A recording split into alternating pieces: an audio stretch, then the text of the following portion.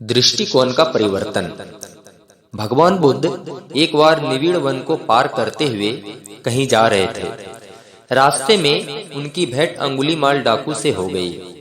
वह सदैव अनेक निर्दोषों का वध करके उनकी अंगुलियों की माला अपने गले में धारण किया करता था।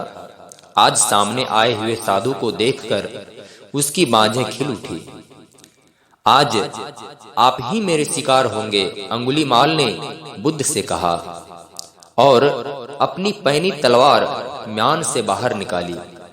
तथागत मुस्कुराए। उन्होंने कहा, वत्स, तुम्हारा मनोरथ पूर्ण होगा। मैं कहीं भागने वाला नहीं हूं। तो 2 क्षण का विलंब सहन कर सको तो मेरी एक बात सुन लो। डाकू ठिठक गया। उसने कहा, कहिए, क्या कहना है? तथागत ने कहा, सामने वाले वृक्ष से एक पत्ता तोड़कर जमीन पर रख दो।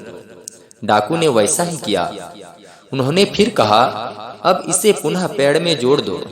डाकू ने कहा, यह कैसे संभव है? तोड़ना सरल है, पर उसे जोड़ा नहीं जा सकता।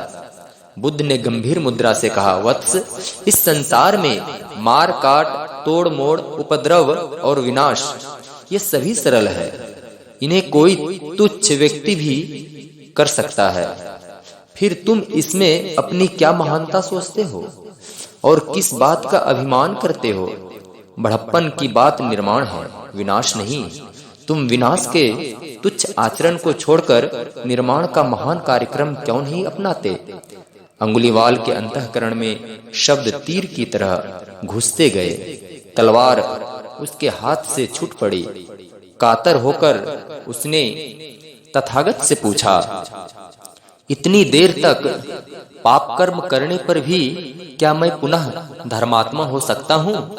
वे बोले, वत्स, मनुष्य अपने विचार और कार्यों को बदलकर कभी भी पाप से पुण्य की ओर मुड़ सकता है।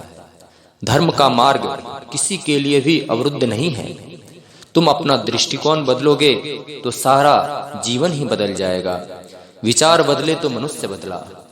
अंगुलीमाल ने दस्यु कर्म छोड़कर प्रव्रज्या ले ली। वह भगवान बुद्ध के प्रख्यात शिष्यों में से एक हुआ। दृष्टिकोण का परिवर्तन।